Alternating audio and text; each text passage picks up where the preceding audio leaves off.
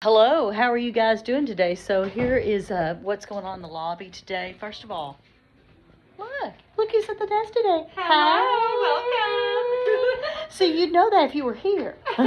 So you got to get here. Hey, I'm going to show you the joke. Oh, how are you? Welcome to WMA. Any words to say? He's speechless. He's excited to be here, though, I'm sure. Are you excited to be here? What the heck is a Beethoven? Well, okay, here it says, what is Beethoven's favorite snack? No. There's a picture of banana, and it says, No, here's the main question. banana. No, Banana. He's got to get with it. He don't know. See, you know, what do you No, think this the question is the main question. What is By the way, Beethoven's favorite snack? It's about snacks. You know what? Bananas are healthy for you. Maybe you should eat bananas. Now, I want to point out these lights. Today we have blue up in here. But we can change them up all the time. So let's go on back to the room. I'm going to talk about some stuff going on back here. First of all, you should be walking back here with me. I don't know where you are. But here's practice room. Has some kids up there waiting for their lessons. See, they're all ready to go. You'll be ready to go. I hope next time, if you're watching this video, it's probably a makeup video for you, maybe, or it could be just like a supplementary thing if you are running late or you're doing a recording thing, like I said. So much music this time of year. We're here at the end of the month, September, talk about different notes, different rhythms, different music. I've been looking up all sorts of things, and, when you're watching these videos, you might be playing ukulele, you may play guitar, or you could be a band student, beginner band student, a vocalist, a piano player. Whatever you're doing, you may be incorporating somehow rhythms into your thing. They talked about banana up front just because I wanted to show it to you. It's so silly. Whatever you're practicing, you should be practicing. Now, we before had a Summer Music Academy practice challenge where they gave out prizes. They are still giving out prizes, even though it's technically, I guess it's no longer summer. I think fall has come. Has it? I don't know.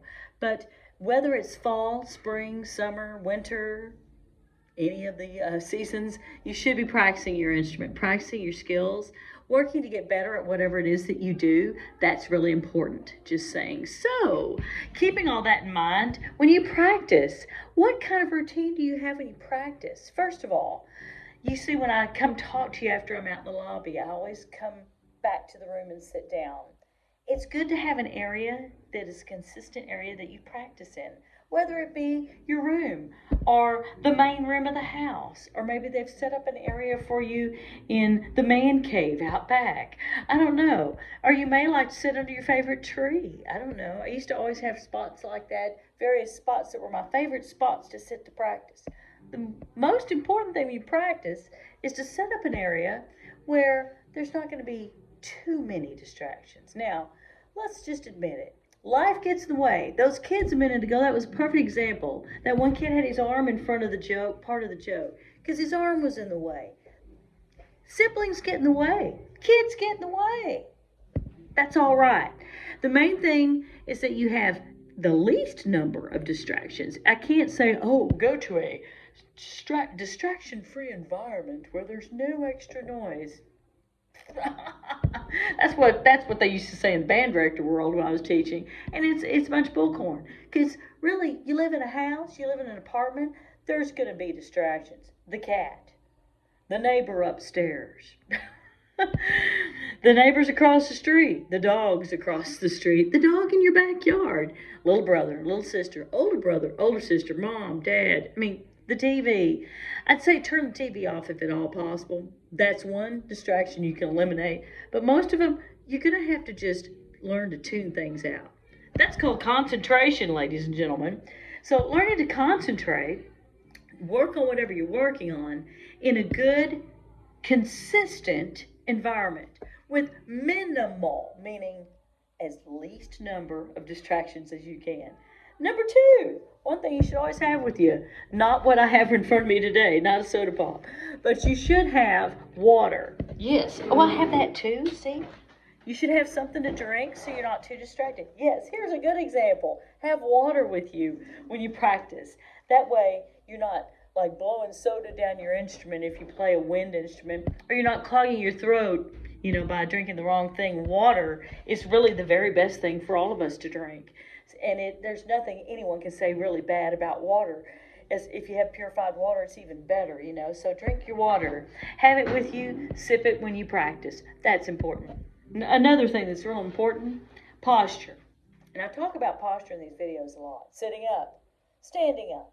Whatever it is from the waist up, you should have good posture.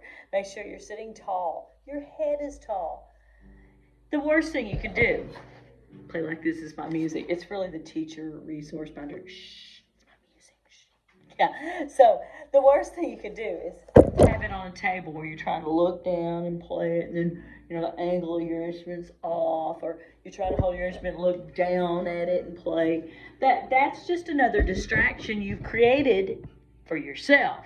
When you can eliminate that by having your music on the music stand, raised at a height where you can see it eye to eye. Not the music stand up too high where you can't see it, have to look up, or have it all the way down where you have to look down.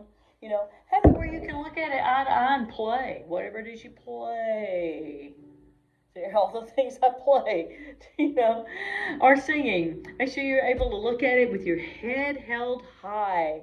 Because remember, wherever the sound comes out, whether it's your mouth or you're singing, the sound needs to go to the people, out to the people, not you looking down.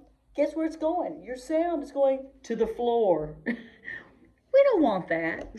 So posture, make sure you have good posture when you practice. Whatever it is that you practice, either we've used in my lesson room some type of Post-it notes to mark it. You might have written the date, or we might have put them on the paper. These are good. Or we might also have it written down on those little planner things, these things. Follow your guideline. This is some more, so I have, because I always try to have plenty of these, so you can fill it out. Follow whatever your guideline is. Follow your arrow. And just make sure you stay with your routine. That's good. You don't want to just keep practicing the beginning of the book every time when you practice. I will say, I love the song Hot Cross Buns. I love it. It is a fundamental of pretty much every book of an instrument.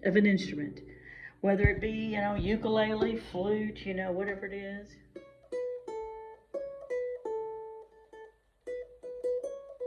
But you've been playing 6 months, you've been playing a year, you've been playing 2 years. You've gotten past Hot Cross Buns by now. Can you still go back and play it? You bet you can. There is nothing wrong with going back and playing it. But you don't want to always get stuck on it.